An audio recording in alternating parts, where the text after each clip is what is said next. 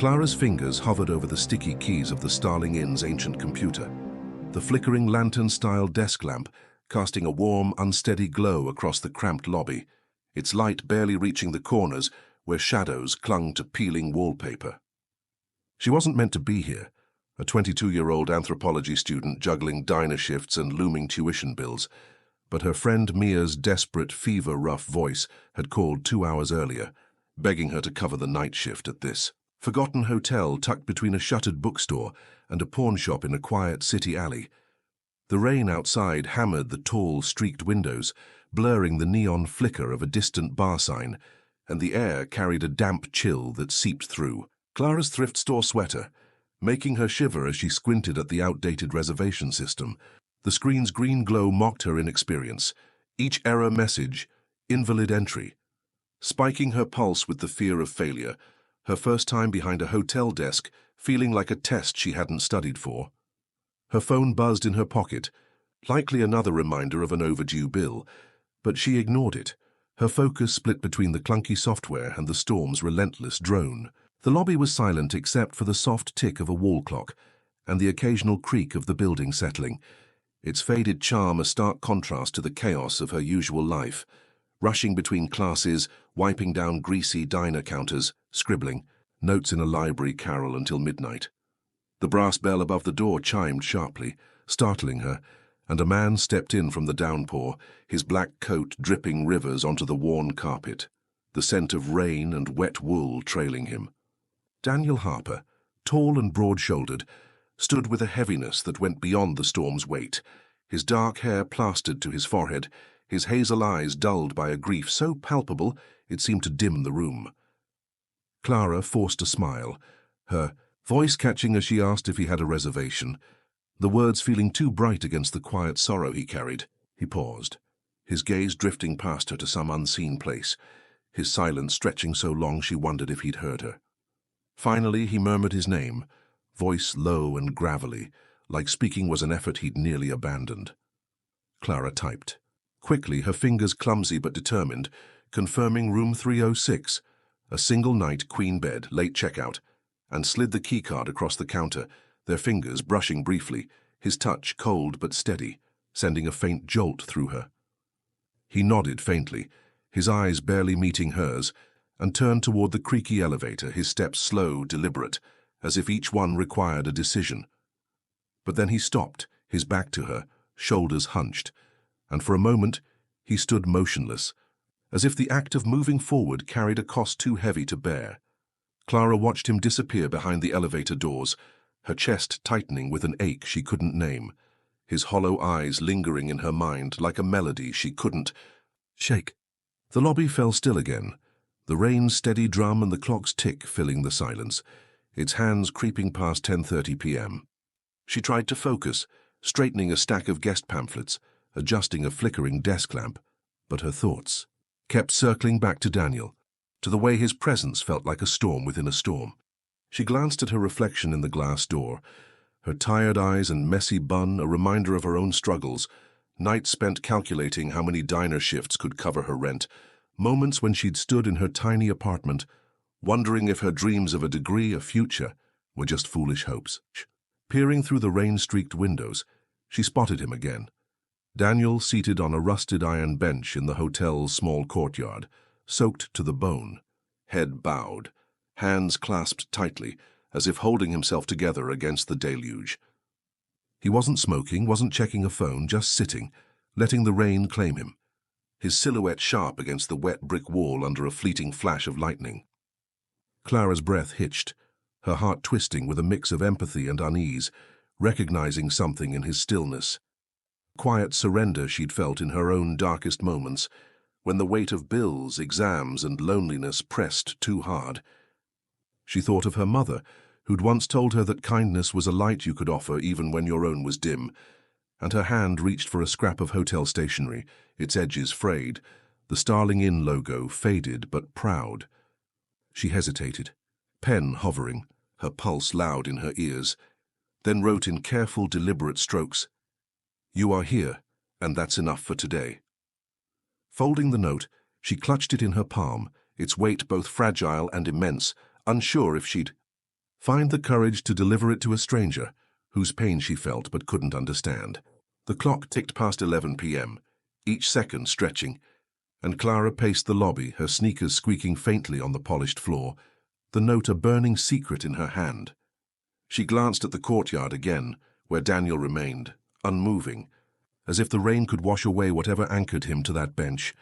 Her mind flashed to her own nights of standing in the rain, not for sorrow, but for clarity, hoping the cold would wake her from the fear she'd never be enough. The note felt like a risk, a whisper to someone who might not hear it, but also a promise to herself.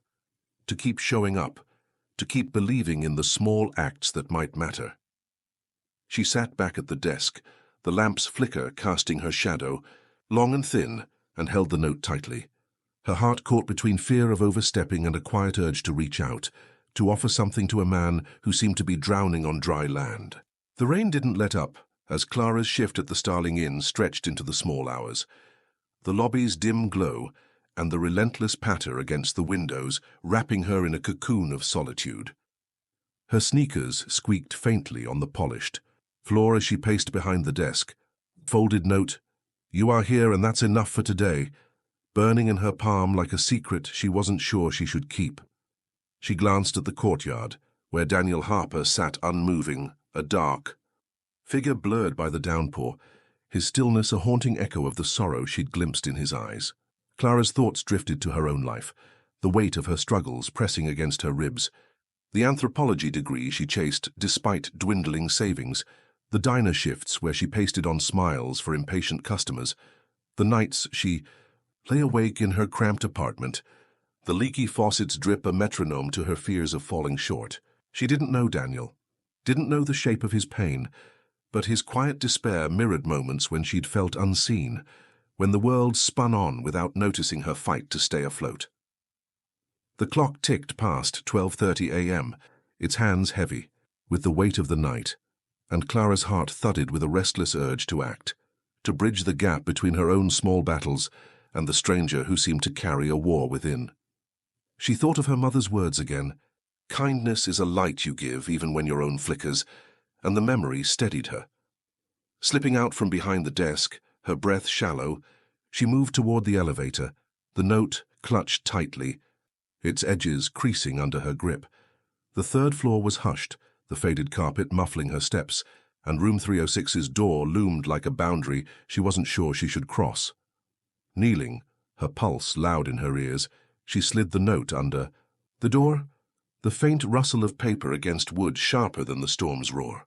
Back in the lobby, she sank into the chair, her hands trembling, the act feeling both reckless and sacred, like tossing a message in a bottle to someone lost at sea. The rest of her shift blurred by, the rain a constant companion, and when the morning manager arrived, his gruff nod barely registered as Clara gathered her bag, her mind replaying Daniel's hunched silhouette, his pause at the elevator, the weight he seemed to carry alone.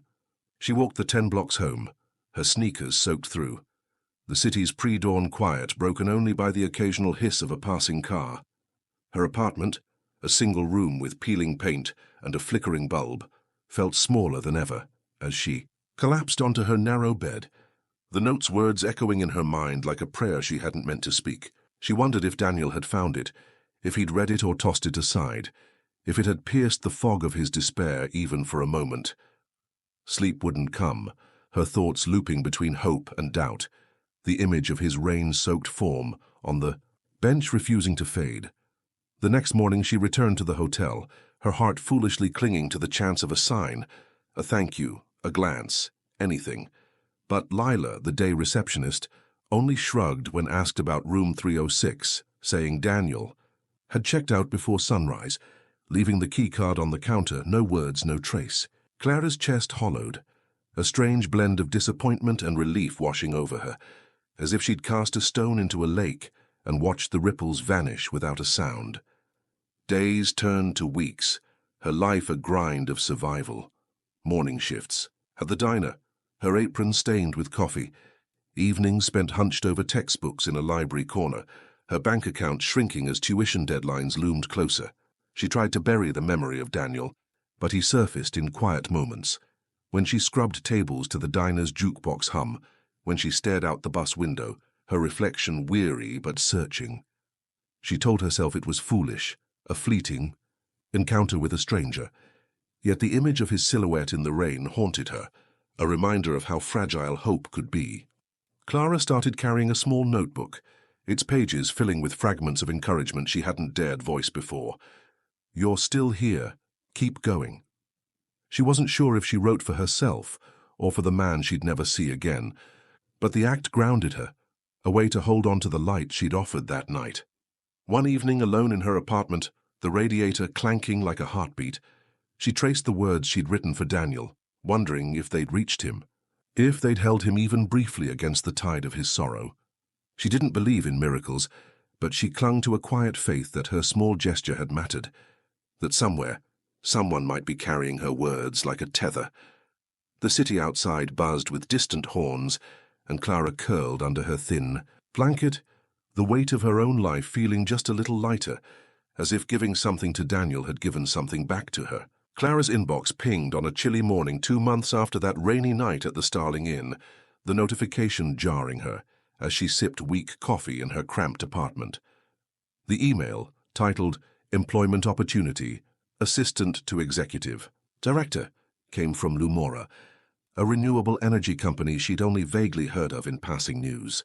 Her full name was spelled out correctly, the message citing a personal recommendation, but no name was given, and Clara's brow furrowed. She hadn't applied, hadn't even dreamed of a job like this, her days consumed by diner shifts and anthropology essays. She reread the email, her pulse quickening, half expecting it to be a scam, but the contact number and polished letterhead felt too real. With shaking fingers, she dialed, her voice catching as a cheerful woman named Elise confirmed the invitation for an in-person interview.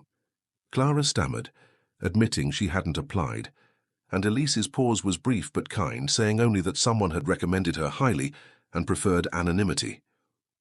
Doubt gnawed at Clara, her reflection in the cracked mirror showing a tired girl in a faded sweatshirt, not someone who belonged in a corporate office.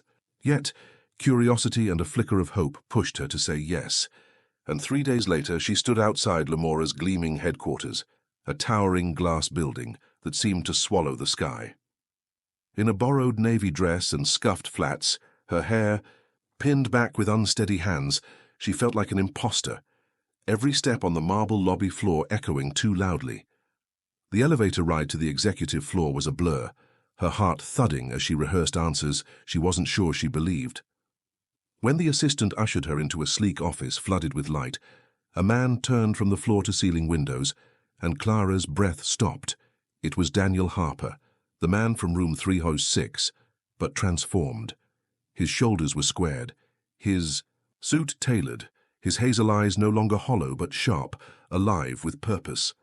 He smiled faintly, saying her name like it was something he'd held on to, and Clara blinked, stunned, her voice barely a whisper, as she asked if he worked here.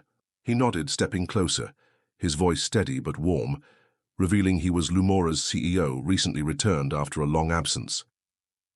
From his pocket, he pulled a folded piece of paper, worn at the edges, her handwriting unmistakable. "You are here." "And that's enough for today." Clara's throat tightened as he explained how her note had found him at his lowest, after a failed project had cost lives and shattered his reputation, leaving him adrift in a sea of guilt. That night in the hotel, he'd planned to disappear, but her words had been a lifeline, a quiet voice that cut through his numbness. He'd tracked her down through the hotel staff, not to intrude, but to offer her a place at Lumora, not as charity, but because he saw in her a strength he needed nearby. Clara's mind reeled, her hands clutching the edge of the chair, the polished office feeling like a world she'd stumbled into by mistake. She wanted to protest, to say she was just a diner worker, a student with no experience in renewable energy. But Daniel's gaze held no pity, only conviction. He spoke of Lumora's mission, to bring sustainable power to underserved communities, and how her perspective, her quiet empathy, would shape their outreach. The job was hers if she wanted it, he said. No strings, just a chance to build something meaningful. Clara's thoughts spun. torn between the safety of her small, struggling life and this unexpected door. She saw her apartment's peeling walls, the diner's greasy counters, the weight of her tuition bills, and then Daniel's eyes, steady, believing in her in a way no one ever had.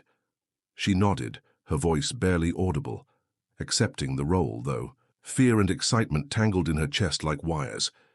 As she left the building, the city's hum felt different, louder, as if it were calling her to step into a story she hadn't written yet. She gripped her bag, the weight of this chance pressing against her, wondering if she could ever belong in a world so far from her own. Clara stepped into Lumora's glass-walled headquarters each morning with a quiet resolve. Her borrowed blazer, swapped for a simple blouse she'd saved weeks to buy, her footsteps more certain, but still echoing with the fear she didn't belong. The assistant role was a whirlwind of schedules, emails, and meetings, but Daniel made it feel less like a job and more like a shared purpose, his office door always open, his voice calm as he guided her through the chaos of renewable energy. Projects. Their days settled into a rhythm. Clara organized reports on solar panel installations for rural schools, while Daniel reviewed her work with a nod and a quiet, well done, that warmed her more than she expected. One afternoon, he left a warm scarf on her desk, navy wool, soft and new. After she'd mentioned in passing she'd never owned one, the gesture was small but deliberate, like he'd been listening to every word she didn't emphasize. Their conversations grew beyond work, spilling into late evenings when the office emptied, the city's skyline glowing through the windows. Over takeout containers in the break room, Daniel shared fragments of his past. A childhood building model windmills, a college dream of powering villages, and the crushing weight of a prototype failure that killed a community's trust and left him questioning his worth.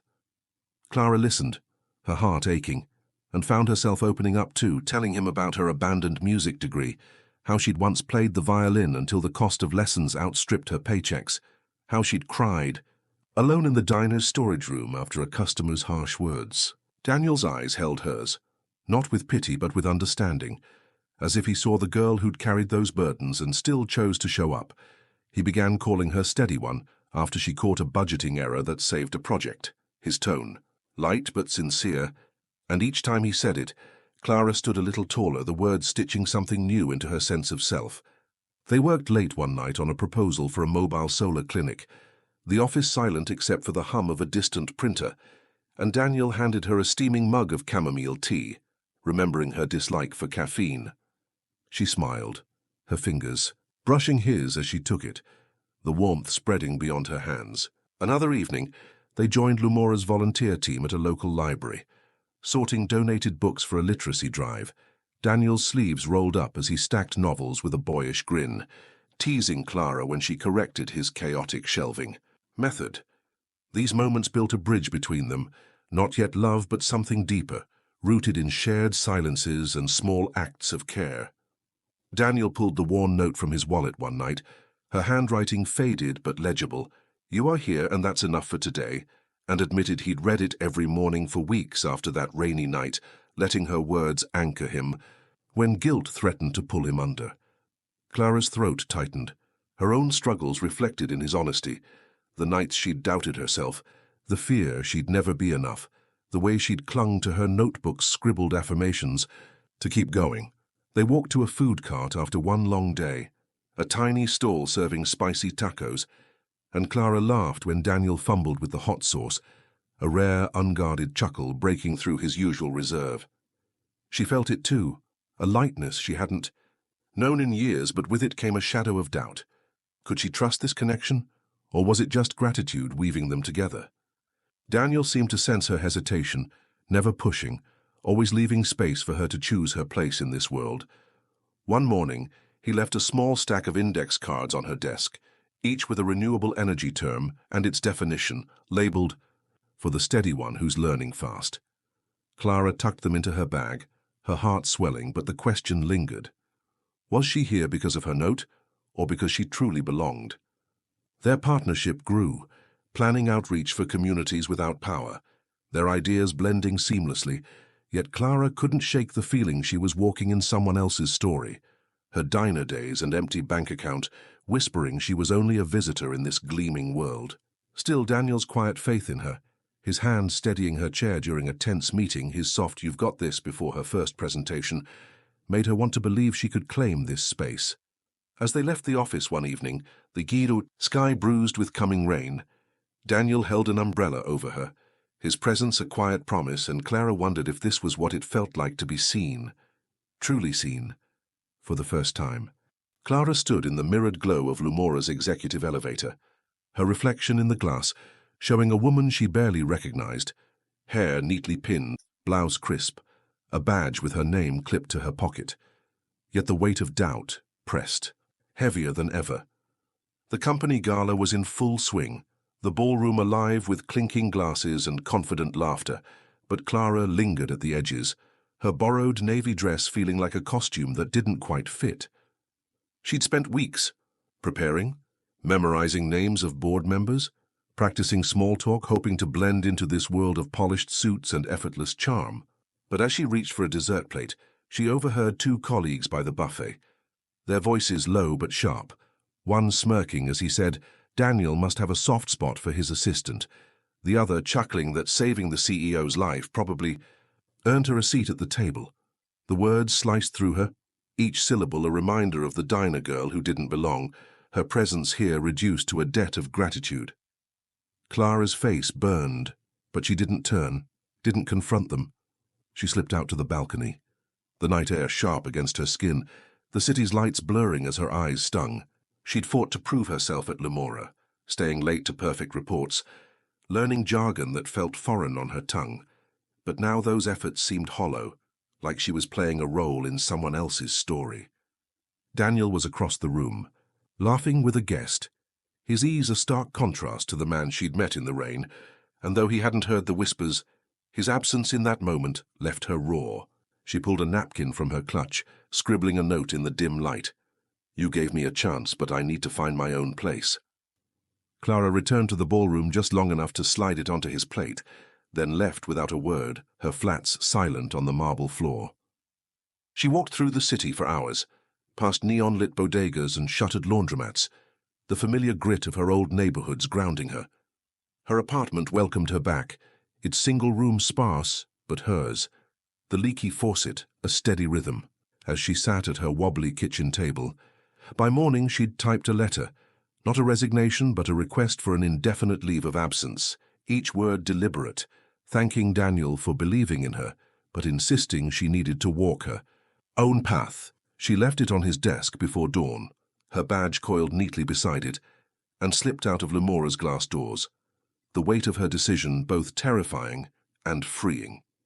Clara enrolled in night classes at a community college, non-profit management, grant writing, digital literacy, her days now a blur of tutoring kids at a local center and freelancing data entry from her laptop. She moved to a smaller apartment, one room with no elevator, the rent paid by her own sweat, the space filled with second-hand books and a single potted plant she named Hope. She declined Daniel's quiet offers of help, a scholarship here, a contact there, not out of pride but necessity, needing to build something that was hers alone. They messaged occasionally, brief notes about small victories or shared memories. Nailed a presentation today, only tripped once, or tried that taco cart again, still messy. Daniel never pushed, his replies gentle, giving her space to grow. Clara's nights were long, her body aching from early mornings teaching phonics to shy third graders, afternoons typing until her wrists burned, evenings deciphering textbooks under a flickering lamp. Yet each rent check cashed, each child's smile as they read a sentence aloud, felt like a brick in a foundation she was laying herself. The doubt still lingered, whispers of not being enough, of being a fraud in a world of experts. But she countered it with her notebook, now filled with affirmations. You are building your own place. One evening, alone with her thoughts, the city quiet outside her window, Clara traced the memory of Daniel's scarf, his tea, his steady one, and realized the fear wasn't about him, but about losing herself in his kindness. She wasn't running from him. She was running toward herself, needing to stand whole before she could stand beside anyone else. If love was growing, and she admitted now it might be, it had to bloom between equals, not a savior and a saved. Her journal became her anchor, its pages a map of her growth, One entry scrawled in the dead of night under the hum of her radiator. "I am enough, not because someone believes it, but because I am proving it." Clara fell asleep with the pen in her hand, the city's pulse steady outside, her heart lighter with the certainty that she was carving her own space, one step at a time. Clara stood under the warm auditorium lights, her navy dress, once her mother's, now tailored to fit, hugging her frame as she gripped the microphone, her voice steady despite the sea of faces before her. 2 years had passed since she'd left Lumora, and now at 24 she was being honored for her non-profit, Solar Readers, which brought solar-powered learning hubs to underserved kids, teaching them to read while lighting their homes. Journey had started with one borrowed classroom, a handful of donated books, and a stubborn belief that small acts could ripple outward. Now, her program spanned 3 counties, empowering hundreds of children to write their names, dream bigger, and see their futures in color. Her speech flowed without notes, each word rooted in the nights she'd spent tutoring, the grants she'd clawed for, the moments she'd doubted herself but kept going. The crowd rose in applause, their cheers echoing off the high ceilings. And Clara scanned the room, seeing volunteers who'd become friends, teachers who'd once scoffed now nodding proudly, but her heart skipped, sensing something or someone missing. As the event wound down, she wove through the crowd, shaking hands, hugging kids who clutched their first books, her smile genuine but her eyes searching. Then, in the back row, away from the spotlight, she saw him, Daniel Harper, dressed in a quiet grey suit, his hair longer, silver threading his temples, his presence as steady as ever. Their eyes met, and the noise faded, the room shrinking to just them, 2 people whose paths had diverged but never truly parted. Later, they walked, along the city's riverside, the air cool with the promise of rain, the water reflecting streetlights like scattered stars. Clara broke the silence, her voice soft, admitting she hadn't expected him here, and Daniel's reply was simple, his eyes warm, saying he'd followed her work from afar, inspired by her fire.